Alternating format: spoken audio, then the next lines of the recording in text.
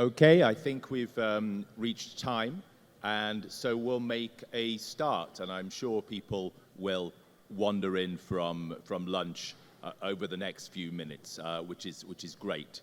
I'm James Arroyo. I'm moderating the panel today, and I'm the director of something called the Ditchley Foundation, which is based in the UK, but is a global organization centered around the renewal of democratic societies, states, and alliances. And we do that by bringing people together in interesting combinations to try and get them to think new things and to make new connections and to edge forward on complex problems. Data is a big deal for us. Data is, part of the data privacy is one of the bedrocks of a free society, but it's also a currency of cooperation between states. And so we have a whole program on trying to move towards norms for the sharing of data between democracies in particular, for legitimate purposes and with appropriate controls. I'm joined today for this discussion on reframing data by a fantastic panel. And so just to introduce them briefly, Jan Albrecht, closely associated with GDPR, German politician. Bruno Giancarelli, feared by some, negotiator for the EU on data, loved by many. So from that perspective. Sir Julian King, Britain's last EU commissioner and the security commissioner, a previous life. And Julie Brill, Chief Privacy Officer for Microsoft Corporation. And what we're going to do is we're going to sort of turn to each of the panelists in turn to get them to respond to a set of questions and then have a little discussion between us. But rather than make you all sit here for an hour and then give you 20 minutes at the end, what I'd like to do is to take questions as we go, as well as at the end. So there are a couple of microphones for the audience to speak.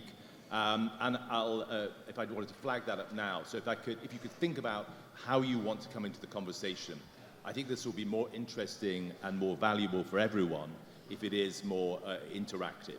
So try to engage as we go along, and that would be great.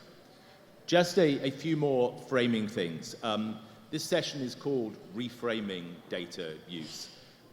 Ladies and gentlemen, I would argue that we have been reframed already by events.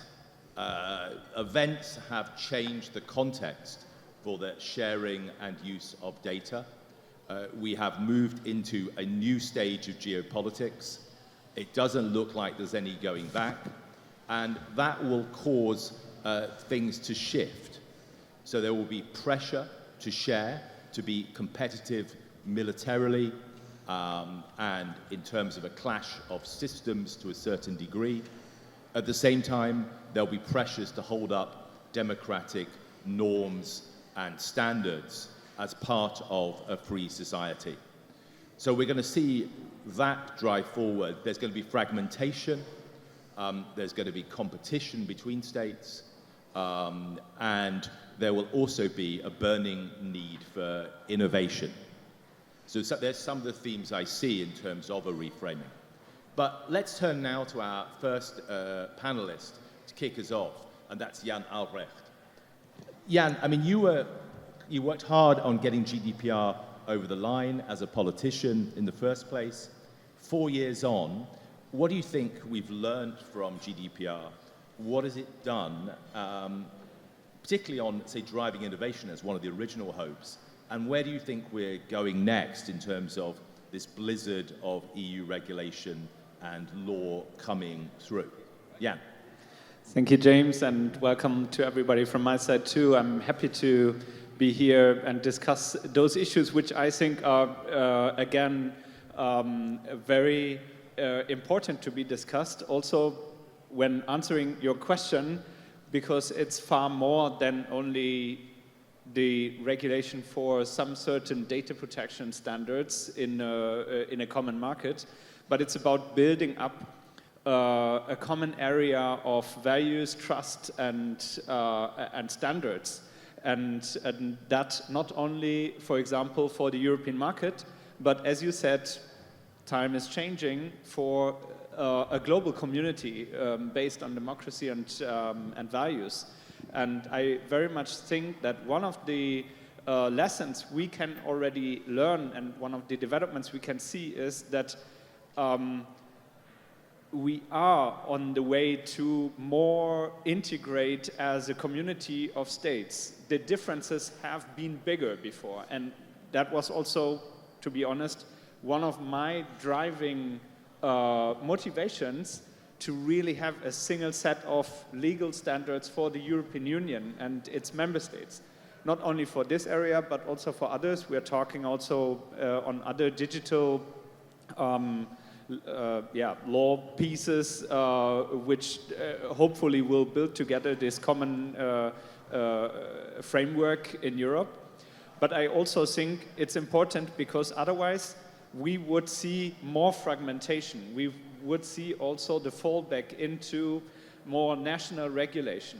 And that is, I think, what the GDPR, as one piece of many, needed to prevent. And I'm still convinced that we achieved that, which doesn't mean that we did all right, and which doesn't mean that there's not a way also to improve further the regulatory framework when it comes to content and when it comes to building up common standards, for example, on the transatlantic level, where we are still not where I would like to be. I would really be in favor of building bridges which are far more than just like some vague agreements, but to really have even some kind of common legislation on that field. And I think we need to think further. Thank you. So you say you want to build more. What kind of things do you think need to be done? Is that about the US moving, or is it about Europe moving with the US? It's about both moving. If we want to cross the Atlantic, we need to build bridge parts from both sides and have the bridge being built with both sides supporting it. And I was always in favor of really trying to achieve that by also compromising with each other.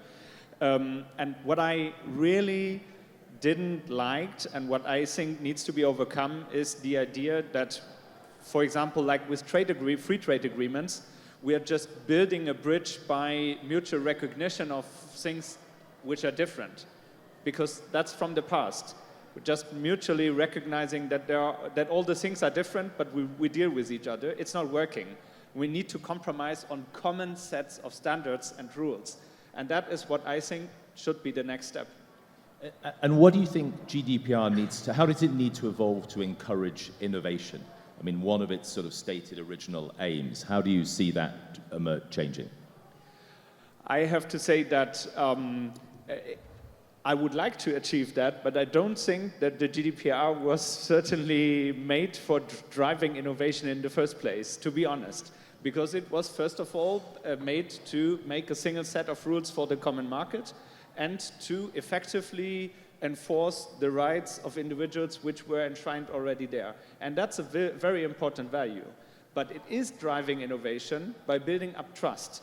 And that's a theoretical play, because now we have the GDPR. But I would say if we wouldn't have the GDPR right now, trust would be far lower. Innovation would struggling more than we have now. I don't say the GDPR is an innovation motor. I just say that if we wouldn't have built it up, that would make it harder for innovation. Thank you. And Julie, as you leant forward, and big companies are often said to love GDPR, particularly those with data. I mean, Microsoft is a big company, but a different sort. I mean, do you view this as the kind of solid foundation on which the new legislation can rest, or does it need to evolve alongside all the new legislation coming through? So first of all, I want to thank CPDP for holding this wonderful event. I see Paul de Hert right here and probably other organizers. Thank you once again for having me. I started coming to this event back when I was an FTC commissioner, and I don't think I've missed one in person since then, so it's great to be back. Look, I actually think, Jan, you're downplaying the significance of GDPR. I think we ought to recognize, first of all, it's only 4 years old. Tomorrow is its 4th birthday. I have to men who were once boys that are my children, and 4 years old is very young. And it's also very young even in the legislative context. I think, established a set of norms that has been deeply influential around the world. I see, laws that are being passed in Latin America, in North America, in Asia, that are very much inspired, if not actually replicating GDPR.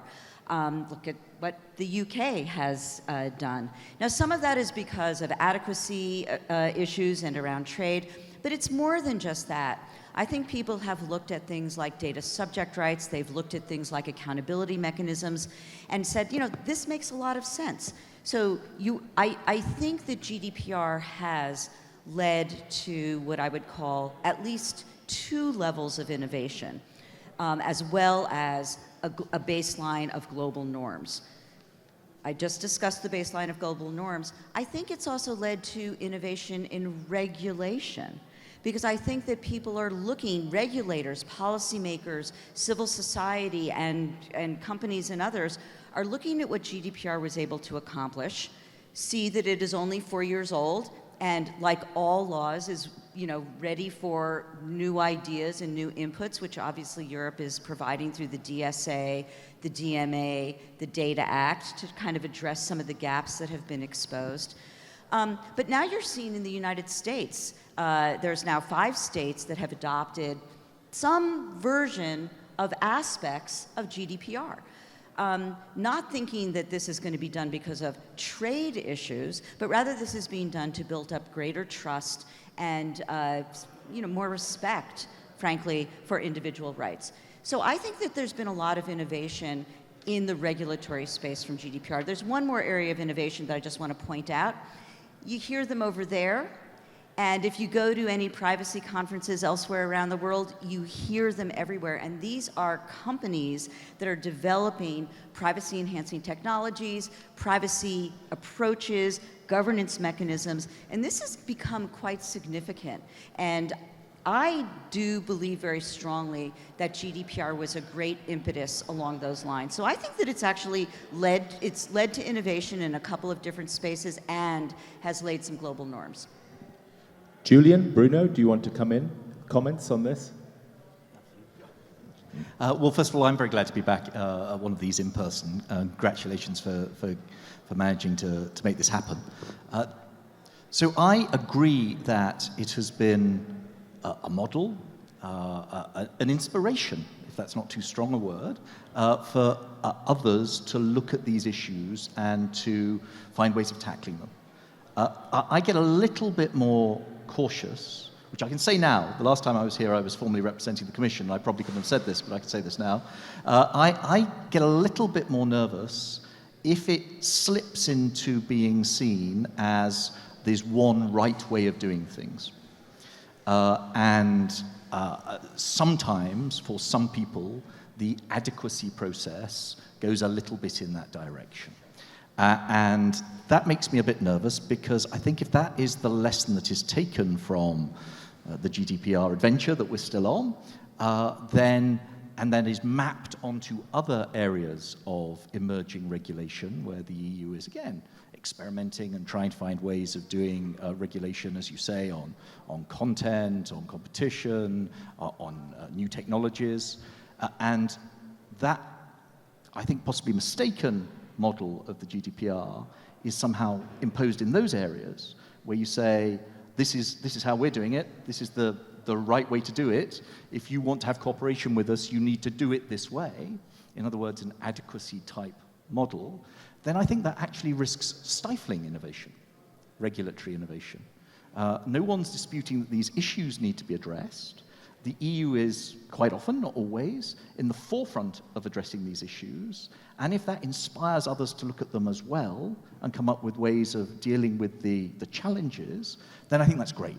But it should be done in a way that is sufficiently flexible that recognizes that there might not always be one model that applies to everyone, if that makes sense. I don't know whether the Commission feel that that's an unfair characterization of some of the aspects of adequacy. Bruno, then hopefully a comment from one of you. If you could think about that, that would be great.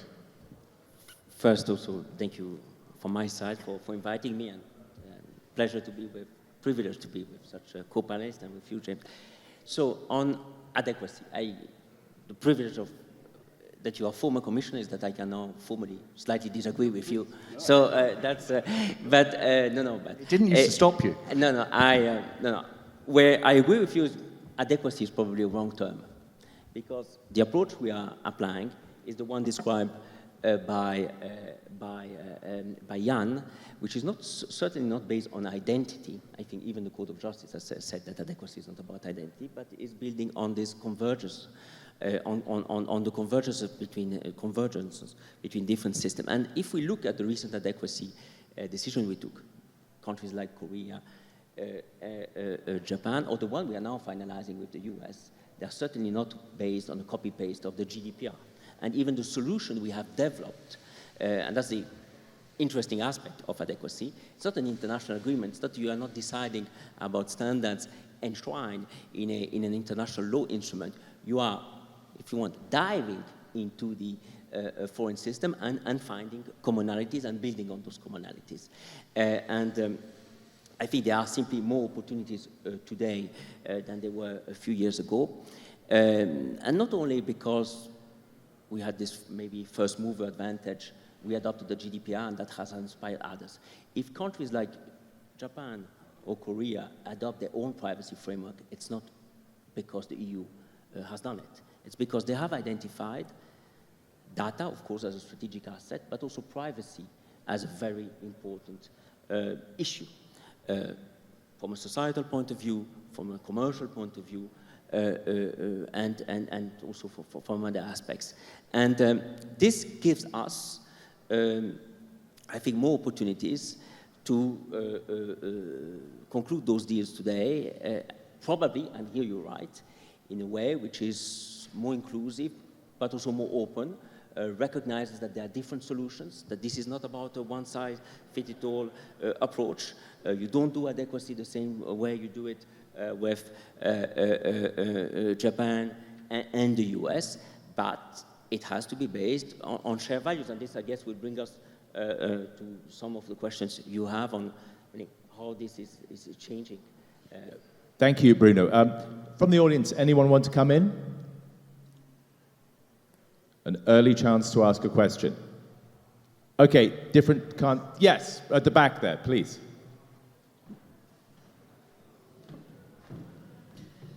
Intro speaker from the University of Frankfurt. I appreciate very much all of those experts being here, and I would like to look to the future and express not a look back to what GDPR was meant to be, but what it is going to be.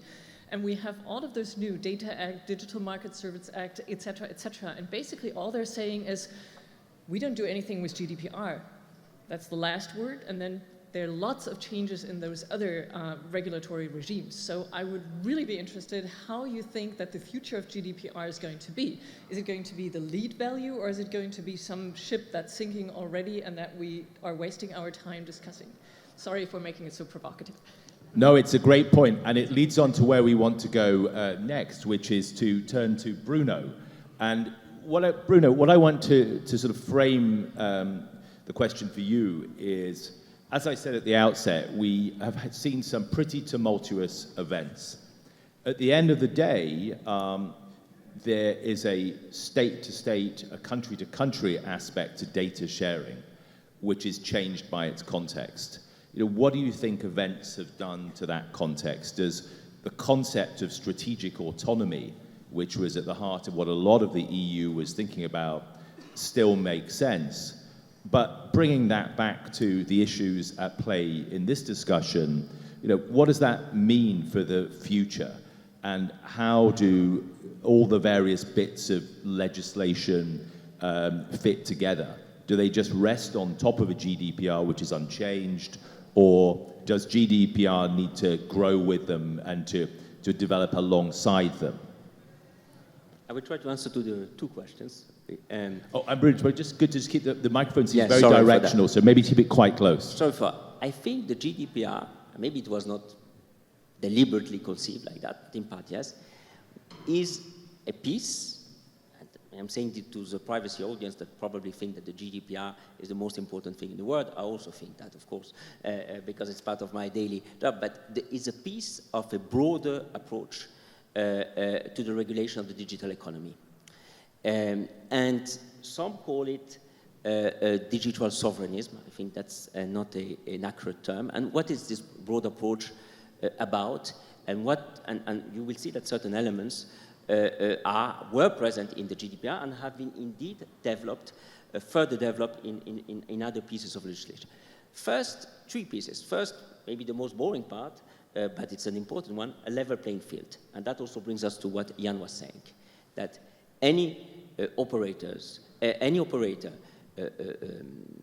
active on the European market providing goods or services should be subject to the same rule of the game, whether that operator is established in the EU or outside of the EU. That is present in all our pieces of regulation of the digital space. GDPR, the e-evidence package, and more recently. Then it's also part of a, how can I call it, slightly more assertive, yes, a bit less naive approach to these issues. Not everything can be achieved by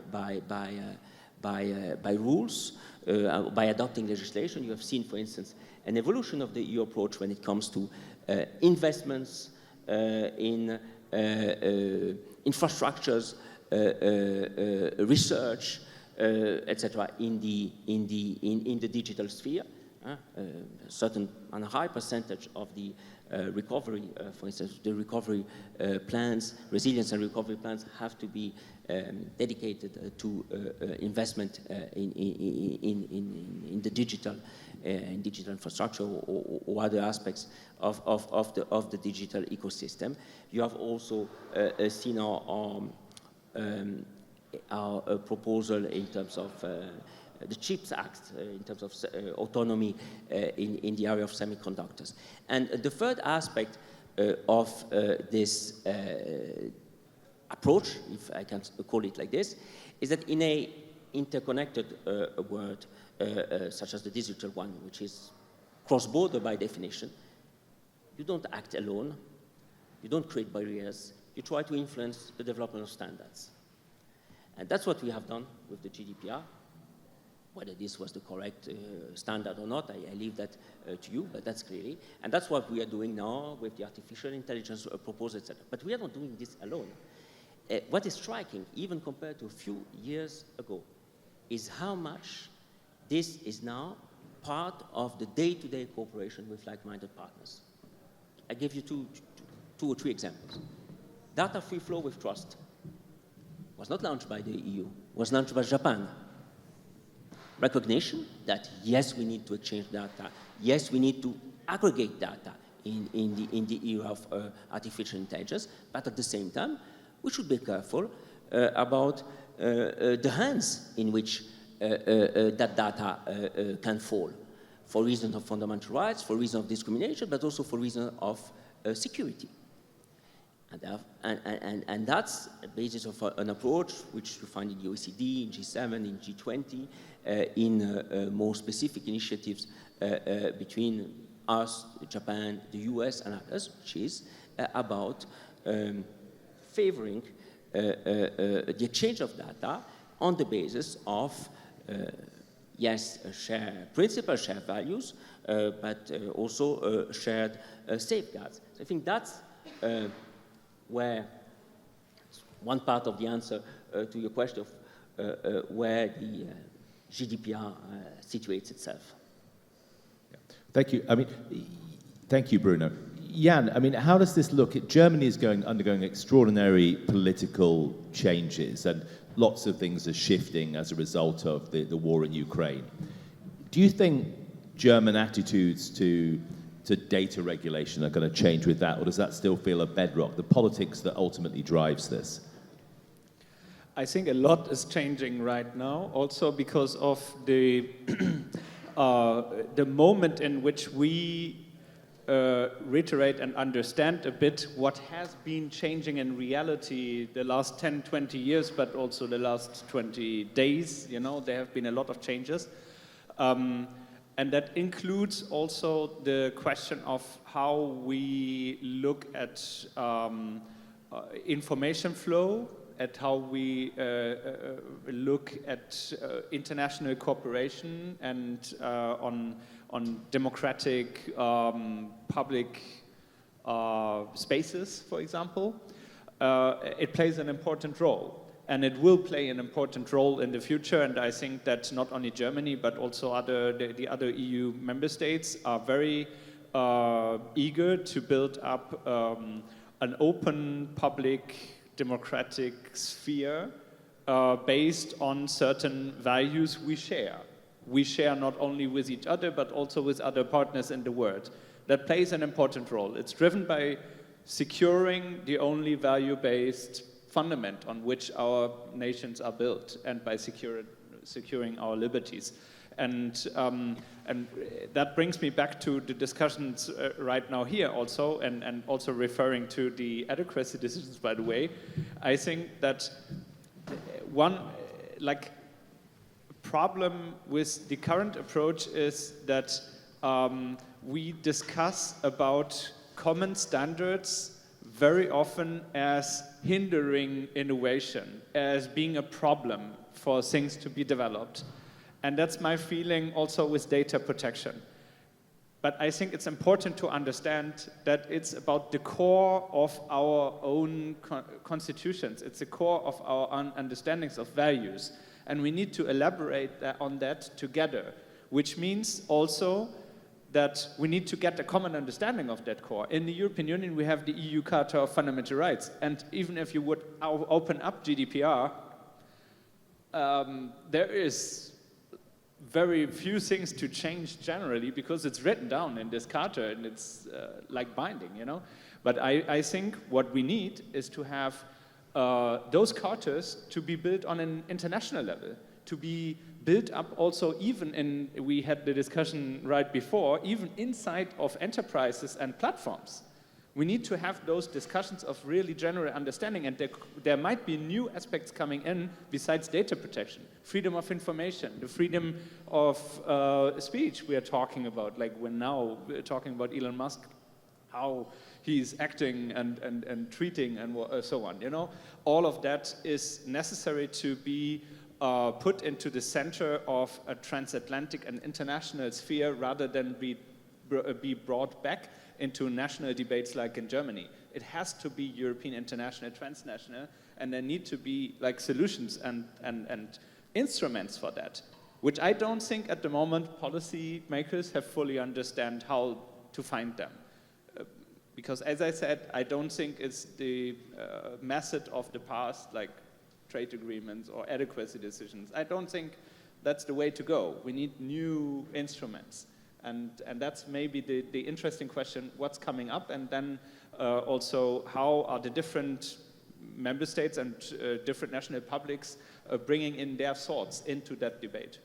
That's an interesting question, is if it's going to be between countries to try and find this common ground, how do you bring in broader actors? I mean, just turning to Julian and Julie to bring you back into the conversation, you know, can you see there's a lot of talk these days about data sovereignty, and indeed some people are arguing for a zero trust approach. We'll sort out our data, set up our data borders, and then do exactly the opposite to what Jan is talking about. We'll do bilateral deals with you. But are there alternatives to data sovereignty as a model? And then I think the other interesting thing, Jan, in what you said was, it was about the political West finding common ground. And I think there's a sense that the hope of a general connection, global connection across data is lost from where we've ended up. Julian, do you want to come back on that? I know we're going to pick it up later in more detail. So there was a lot in that question, of course, a brilliant question, but let me at least take the first half of it and pass off perhaps to my seat buddy here, the second half. You know, digital sovereignty is a super interesting issue. It is a real thing. It is something that is under discussion in many, many countries. I don't know how many people saw the New York Times had a pretty interesting article yesterday around what I'll call data localization. Data residency is one aspect of digital sovereignty. It's not the only aspect. But in that piece, which I do recommend, because it sort of lays out the facts of what is happening here, there's about 50 jurisdictions that are actively considering new localization requirements of different types for different verticals, different types of data, whether it's health data, whether it's governmental data, or something else. And that they're joining, altogether, at least one organization has estimated that there's almost 150 localization requirements. So we're starting to see a lot of fragmentation in the free flow of data, the sort of globally open internet and globally open flow of data that we had become used to. And I think some of these requirements are being driven for different reasons, frankly. Some of them are, I think, as Bruno alluded to very politely, concerns around access by foreign governments to data in a country. Some of these requirements are being driven by a desire of domestic governments to want to control data.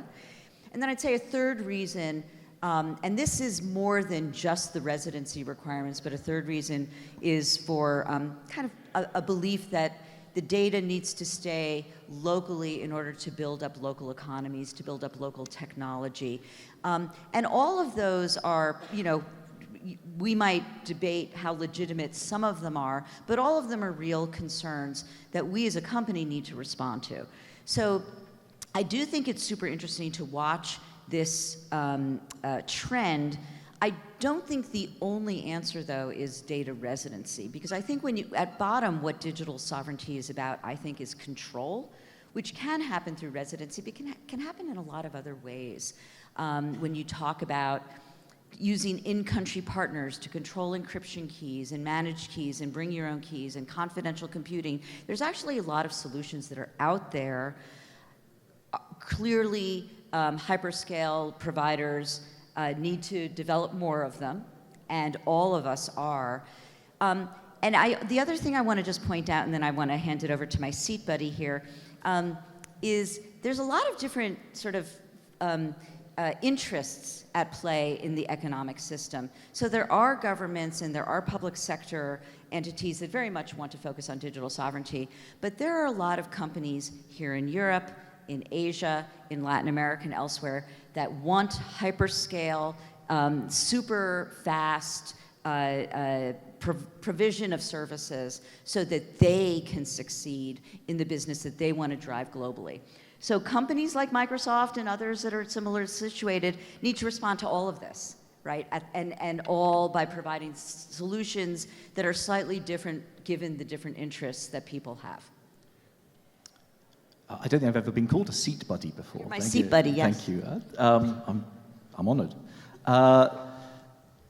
So I agree. There are lots of different pressures, and actually they seem to be growing at the moment for localization. And they're a mixture of motives, some good, some less good. You can argue about the economic motivation. I think it's mixed. You can recognize that trying to raise standards, raise the quality of the protections, for example, that you're seeking is legitimate. And I think probably all of us would feel that those regimes and countries who seek to enforce localization because they want to enforce control are doing something different. So there's these mixture of motives. What I find interesting, I think we might come back to it a little bit more in the discussion, is that at the same time as you can see that, you have international reaction to some aspects of some regimes' behavior, like China, aspects of China's behavior, like Russia's invasion of Ukraine, pushing you in a different direction. Because there you have the emergence, the re-emergence of what James just called the global West.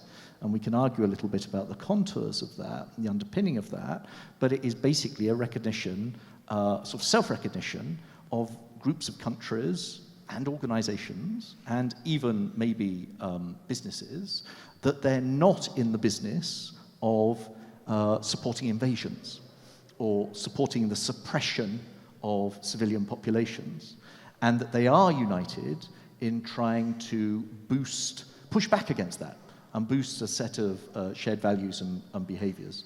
And in the data space, I think that it's not in conflict, but it's in tension with some of the pressures for localization. And I think that might be true of some aspects of what the EU is doing as well at the moment. And we just need to be conscious of that and think about that and bear it in mind when we're saying that we want to promote standards and values, including in the data space. We want to do it in partnership with the broadest coalition we can of entities, countries, businesses who, like the EU, want to push back against use and abuse of data. Does that make sense? At some stage you wanted to ask us about Ukraine and how Ukraine was changing the scene, and I'd like to come back to that. No, that's great. Jan, and then I'll turn to Bruno, but just heads up for people in the audience. If you'd like to come in with a question, then we'll come to you in a second, if anyone wants to come in. Just quickly, because I really think this whole debate on data sovereignty or digital sovereignty is a very important one to take, because there is the misunderstanding that it is about national sovereignty or economic sovereignty mostly, but the point is it's the concept which really still makes sense and which is the core of such an alliance is it's the sovereignty of the values we share and the acceptance that we have democratic decisions which we want to be seen mirrored and on the ground, so that's the concept of sovereignty in a very traditional form also. And so the question is not where's the data, but the question is what laws apply. And there we come just to the important debate to be taken, because we need to talk about which rules apply, not which ones rules, but which rules in substance. And the point is, for example, with the Schrems decision, it's an important take, because there is something behind which sometimes maybe is not seen, and that is that, for example, when it comes to national intelligence rules, Europeans for a long time didn't have the same rights under law as US citizens. And that's, of course, a very important point to talk about. It needs to be solved, but I think it can be solved by achieving adjustments which are following the idea of that we are now a common value-based framework. We just need to build that up, and in the end, the debates which we are still having are more or less details, not unimportant details, but the detail if something is written only in an agreement or in a legislation and so on. So, but those are solvable details. Different than with China, for example. I would not to have our health data being stored somewhere in China, because we don't share these values in that extent, and that should be the focus of the debate. It's our shared sovereignty based on our shared values, and we need to figure down what does it mean. Thank you. Yeah. Bruno, just to bring you back in, do you think you have the right kind of channels and mechanisms to discuss these shared interests? So is that's the Technology Council, I guess, to a degree with the US, but if we're going to think about this broader conception, do you have the right kind of frameworks and channels to get to that, where they're not a negotiation? they're a kind of joint exploration? We see certainly many more opportunities and many more channels today than even a few years ago in the data space to work with a large group of like-minded partners. And that's because there is an increasing recognition in the data space that privacy, amongst other values, but privacy is increasingly an element of that dividing line between like-minded partners and authoritarian regimes. And that recognition, which seems to be something that could be seen as quite obvious, was not there a few years ago. And it allows, to give you, again, a couple of examples. OECD is working today on, for the first time at international level, on common standards between the OECD members that go from New Zealand to Canada, Latin America to European countries, on standards in the area of government access to data. And why is the OECD, get often the question, why on earth is the OECD doing this? For two reasons. A very OECD reason, the link with trade, the economy, that if you want data to flow and to flow more, you have to have trust in the standards that apply, including when government, for very legitimate reasons, have to access data for law enforcement reasons, national security reasons.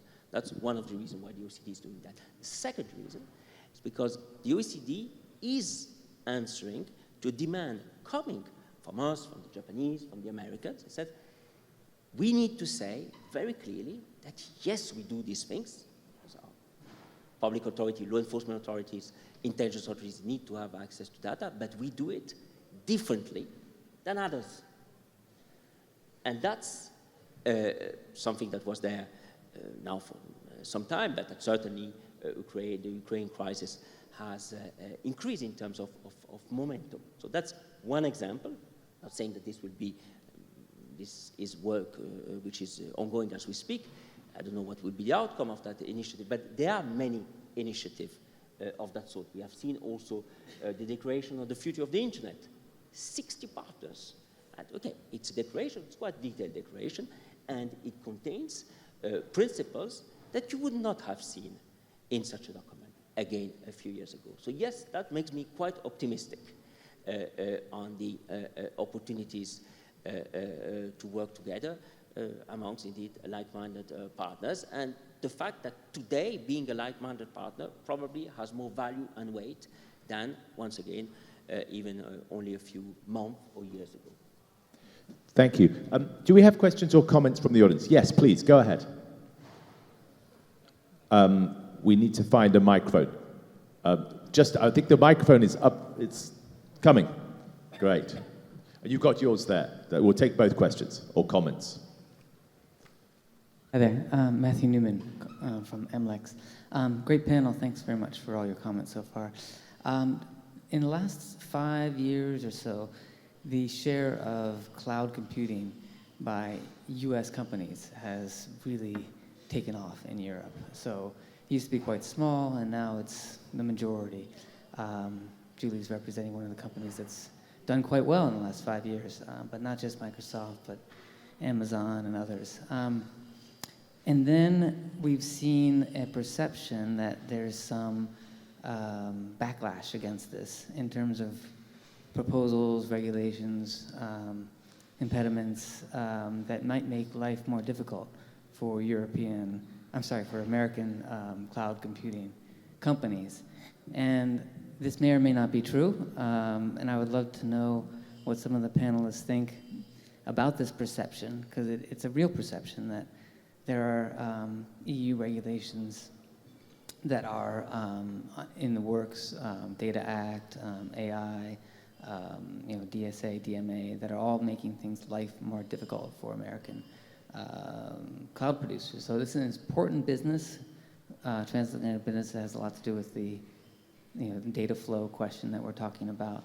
But I'd love to hear, is this perception, first of all, is it true? And maybe Bruno could say that it's not true. Perhaps we could have comments from Julie and Bruno on this, from different aspects. maybe I can start. Since, first, we're talking about very different things. They all have nice acronyms, but they are very different things. But one, maybe two remarks. First, they are very much based on the approach I was mentioning before. This is about, and what you were explaining, Jan.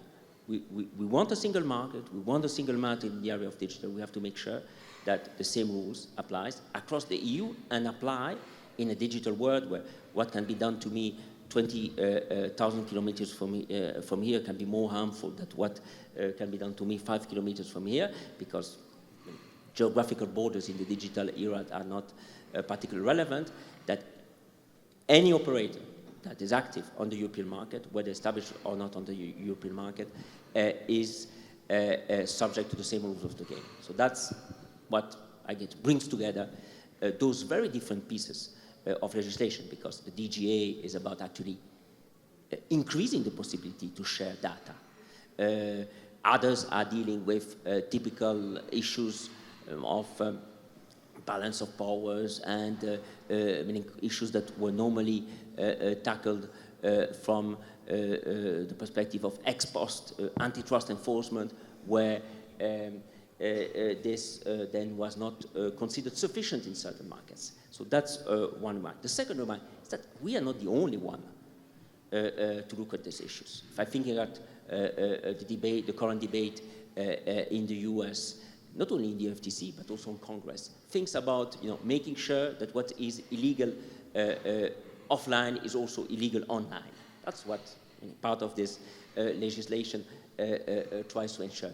So that's not aimed at any specific company or any specific origin. It's about ensuring that we have a regulation of the digital space, a regulatory framework for the digital space, which is adapted to the opportunities, but also to the challenges of that digital space.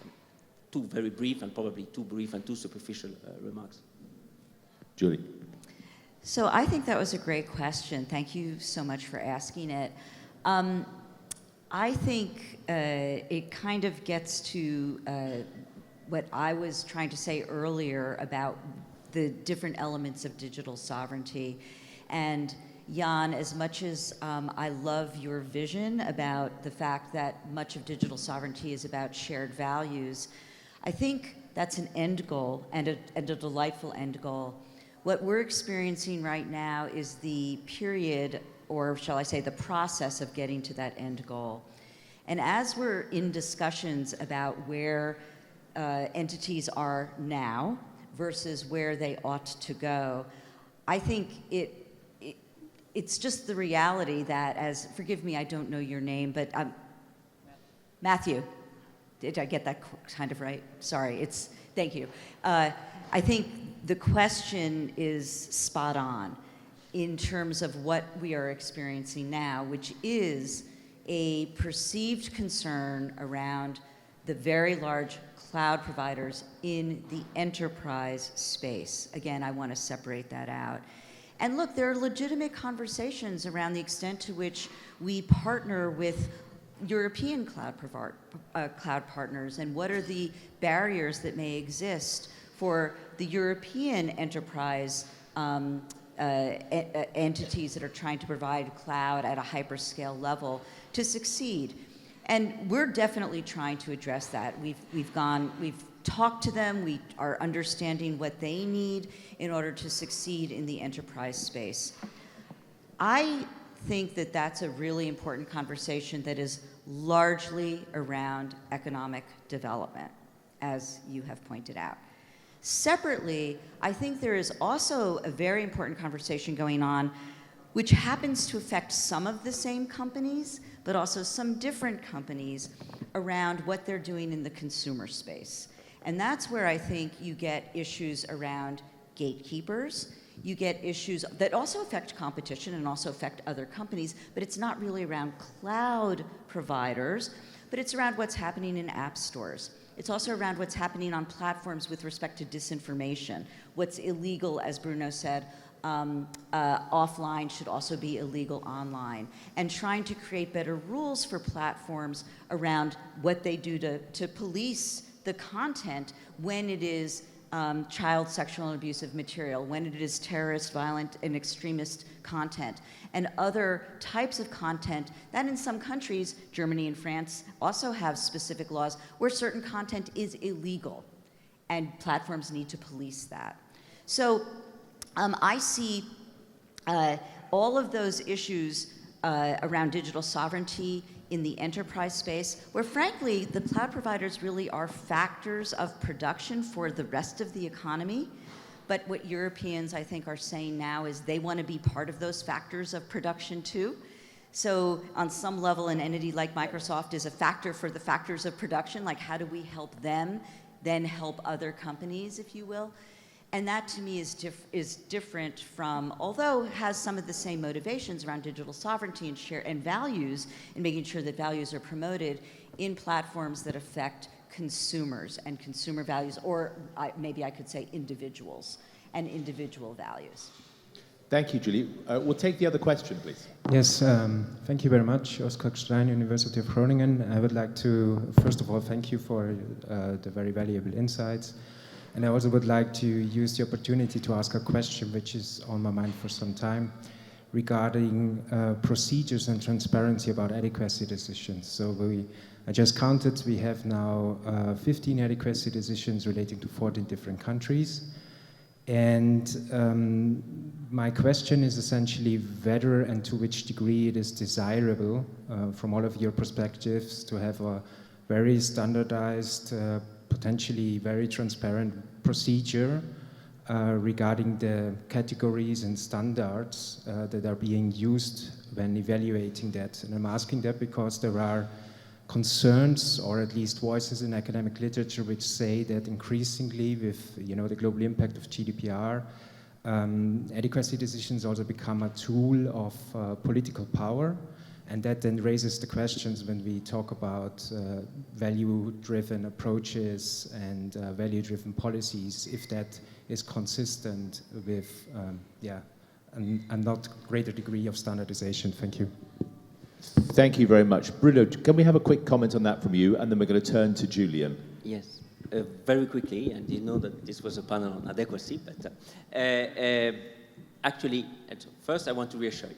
We are under so much healthy scrutiny, political scrutiny, legal scrutiny, judicial scrutiny from the Court of Justice, that we have to stick, even if we wouldn't, we in any case do, but even if we wouldn't want, or some wouldn't want, we have to stick to those standards. And those requirements are actually, and maybe we should make them more visible because they exist, we are applying a checklist, a methodology, if you want, which is to be found in the so-called adequacy referentials. And those adequacy referentials, there's one for the so-called GDPR, and there's another one for the law enforcement directive that we have applied for the first time with respect to our adequacy decision, second adequacy decision concerning the UK, have a very detailed, as I said, checklist of things that we need to find in a foreign system, but once again under an adequacy, or as the Court of Justice said, an essential equivalence standard, which is not an identity standard, because institutions, societal choices, etc., a mechanism of enforcement are different from one system to the other. But if you want to see that list, it's available on our website. And if you look at the 2 or 3 most recent adequacy decisions that we adopted, you will see that we religiously, scrupulously follow that checklist. Thank you. Well, Julian, I'm going to ask you to move on to say a couple of other things. But Can I say 30 seconds on that? You can indeed. So I haven't got a solution to this issue that the question raises, but I think it merits wider debate because you've described the thoroughness of the existing system, which I think we all recognize. The challenge is that it's not just the EU that's now doing adequacy decisions, and it's not just, in the future, necessarily for one category of data, personal data. So there's a multiplication of crisscrossing adequacy debates and decisions, because a number of people are saying, like-minded partners are saying, well, if the EU does adequacy, then maybe we need to do adequacy about our data as well. And a number of people are starting to say, well, there's certain categories of business data that are really quite sensitive, and we want to know what's happening to the processing of that data as well. And even if it's not quite a full-blown adequacy, we want to have a discussion which is kind of certification for the sharing of that data as well. So you have at least two vectors of multiplication. More actors doing it to each other across more categories of data. And I think that is a challenge. And if we're not going to get tied up in a sort of cobweb of our own well-intentioned making, then we need to do something about that. Okay, briefly, Bruno very three quickly, words and to then react to Julie that, very quickly. And you see how optimistic I am today, because where you see challenges, I see opportunities. Number one, yes, it's true, more actors. I think that's good, actually. It also challenges you, and that's why we had, for instance, with Japan, a mutually adequacy arrangement, where it works in both sides. But also there's a possibility of network of adequacy decision, where data circulates not only between two jurisdictions, but between jurisdictions that are recognized by these two jurisdictions as providing a similar level of protection. And indeed, adequacy is only one tool. There are many more tools, certification, adapted to certain sectors, health, financial, for instance, are there, and you will see will be developed in the not even coming years, but coming months. Thank you. And Julie, quickly. So I love this question. I think in addition to the points that you raise, there have been some concerns about how do you scale?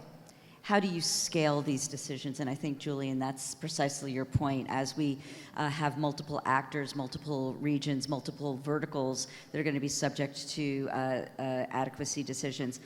I just want to throw something out to make sure everybody is aware of this. I can't believe I'll be the first person mentioning this today, but actually the Cloud Act has adequacy determinations in it. The Cloud Act does four things. I can talk about the first three if people are interested, but the fourth thing that it does is it sets up a system for entering into bilateral and multilateral agreements for sharing of data between law enforcement. But before that data will be shared, the United States will be making an adequacy determination about whether the recipient on the other side in law enforcement, and whether it's the European Union generally, or whether it's member states, or whether it's the UK or Australia or elsewhere, has a system that is protecting individual rights in the way that the Fourth Amendment and other requirements in the United States put in place. That's going to be a very interesting space to watch as well with respect to adequacy. Thank you very much. We're going to take one very quick question, and then I'm going to turn to Julian to talk about other aspects of data protection.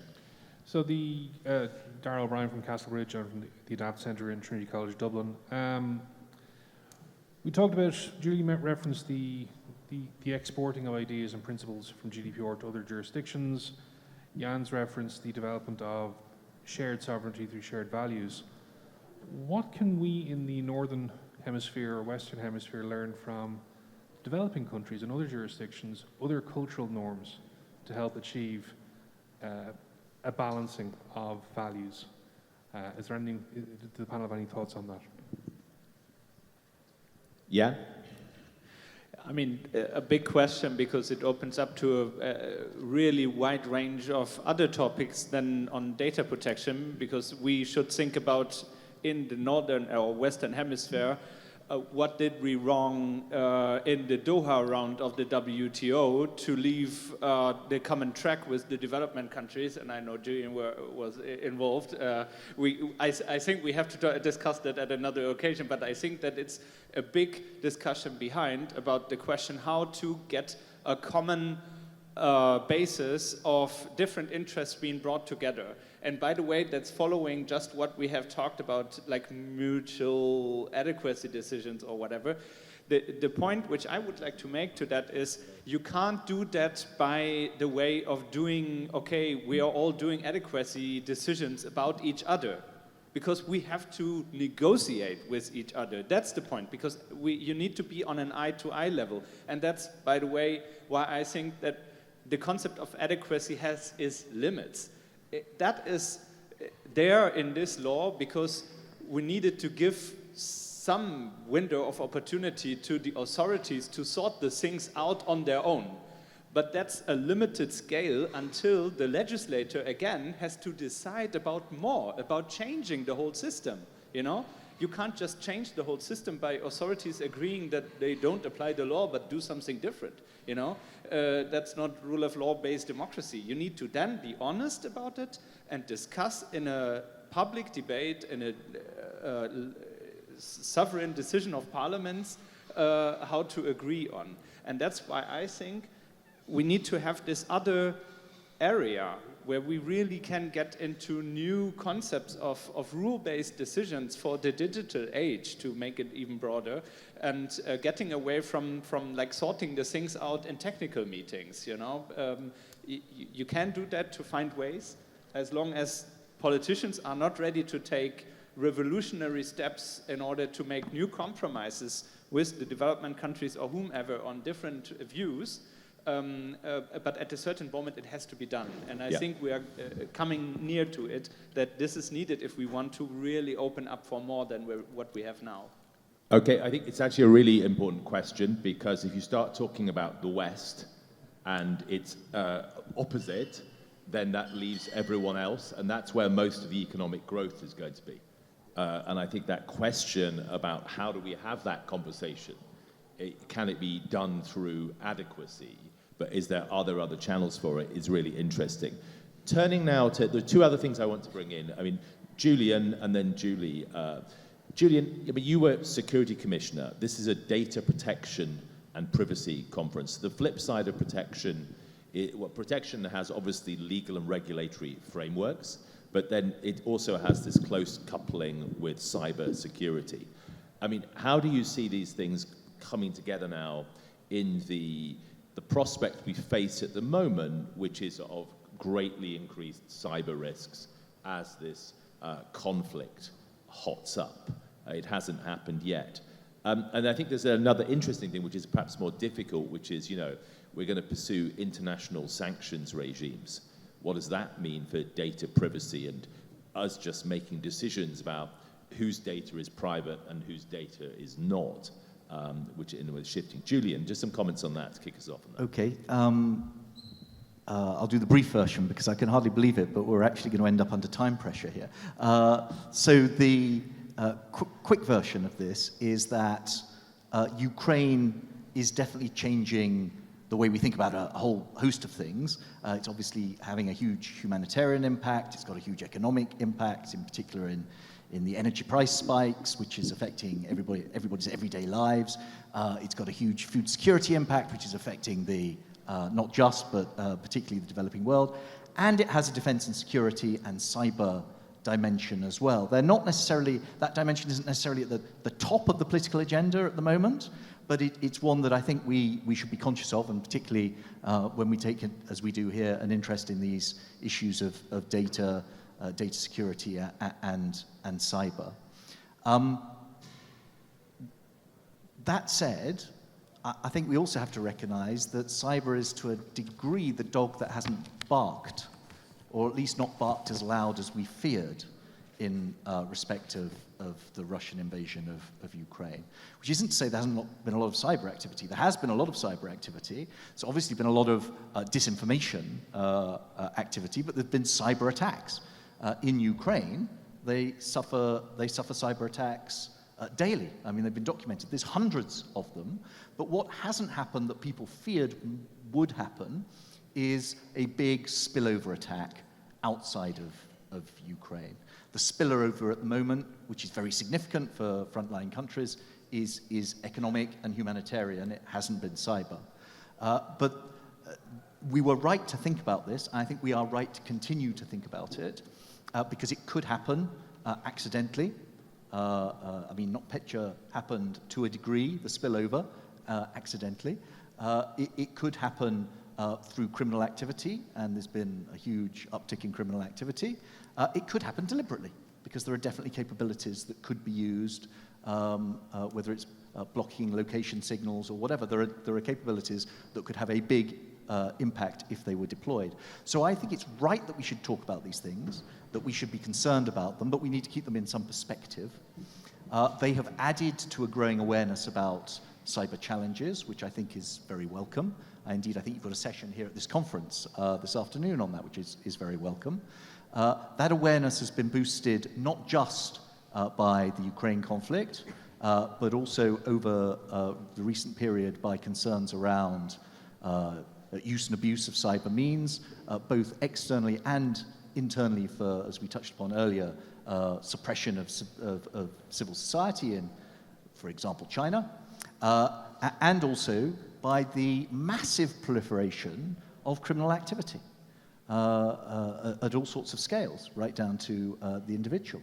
And so I think that awareness is very welcome, and that's why it is accelerating, in my view, the collective reaction to that, which is better monitoring, better information sharing, better incident response, the building of resilience, whether that's state resilience, business resilience, or indeed individuals taking more responsibility, the work that's being done to set cyber standards and requirements, the work that's being done to boost skills, because there's a big problem here, I think, there's a human resource problem, which is actually cuts across everything we've been discussing, but is relevant to the cyber field as well.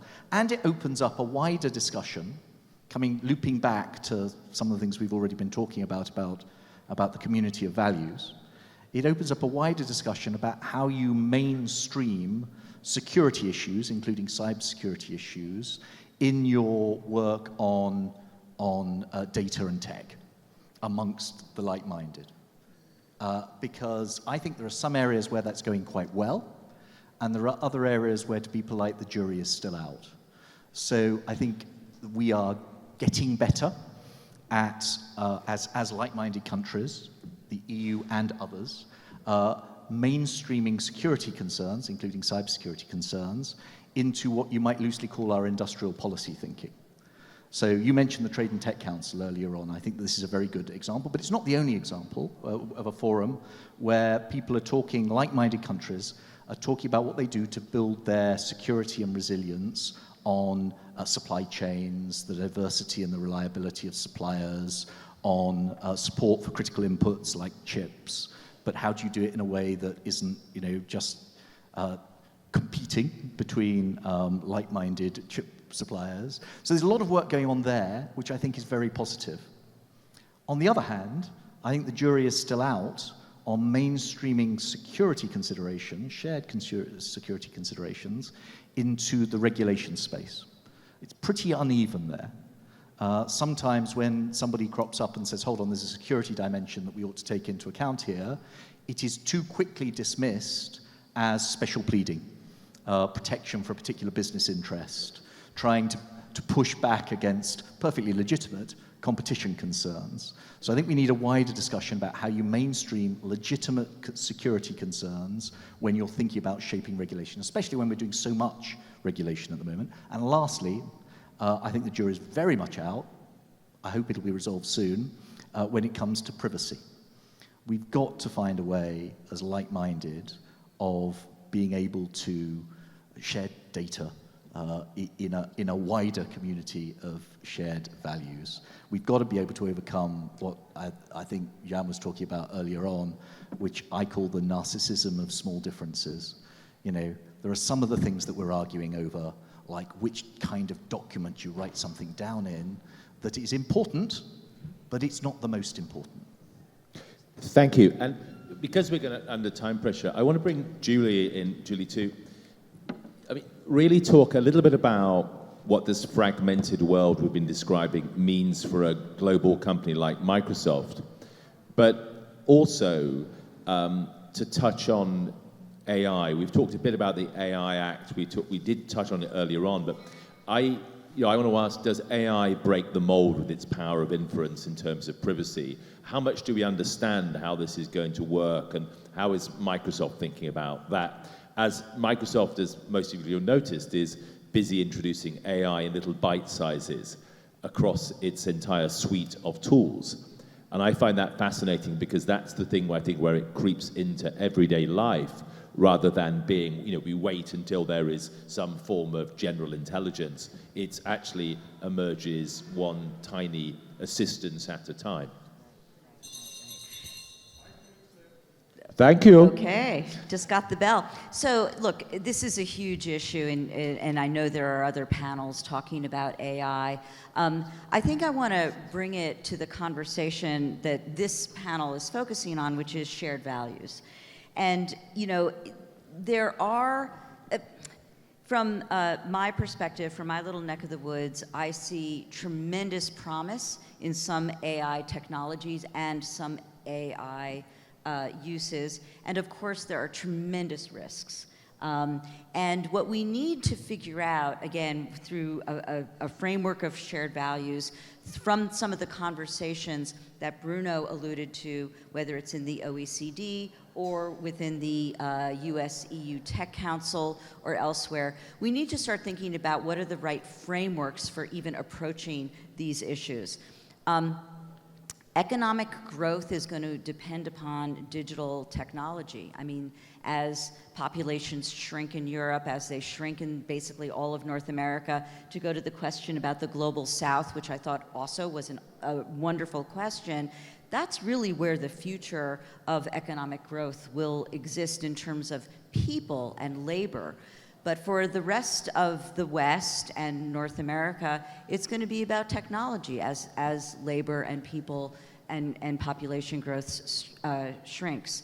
So we are going to need to be leaning into technology in order to be thinking about economic growth, and that means AI is going to be a very important part of that.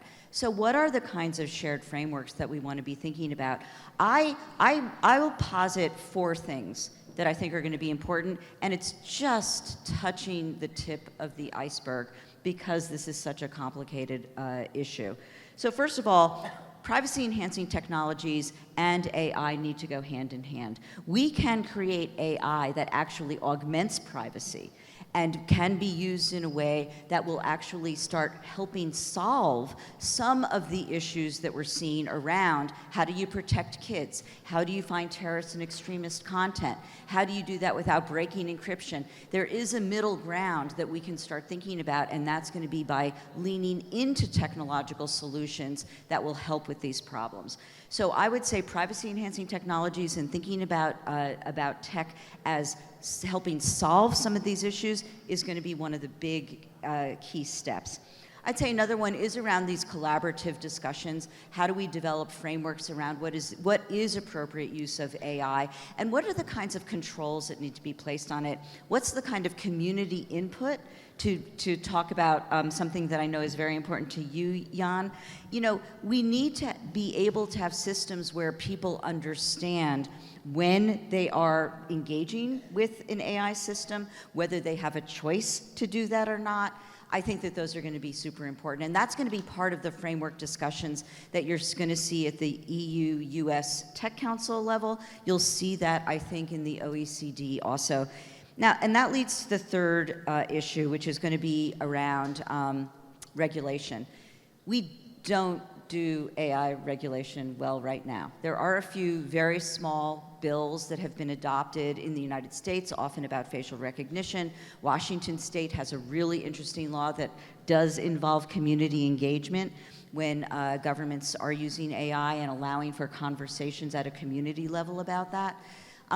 We're not really doing it very much elsewhere. The AI Act is going to be a first big step forward, and it will be really interesting to see how it starts to balance some of these innovation and rights-based approach to ensure that privacy is protected, to ensure that kids are safe, to ensure that there's a lot of other values that are written into AI. And in the meantime, you've got companies, as you pointed out, James. We're developing technological solutions that our customers want, and they are demanding these kinds of solutions. Some of them are incredibly creative. Some of them are going to be hugely important and impactful to drive economic growth.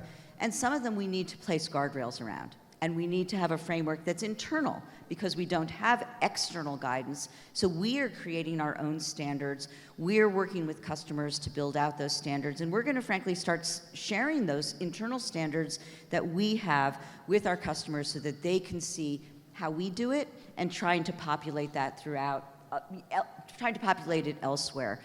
Because the law's going to be a couple of years away and AI is moving really, really fast right now. Okay, thank you, Julie. We have run out of time. I'd like to thank all of you for participating and for your questions and for making this an interactive discussion. And obviously, I'd like to thank our great panel for all of their comments. And I would finally like to point out the fact that I lack a seat buddy is not personal to me. But thank you very much, everyone, and great to have been here at the conference. Thank you.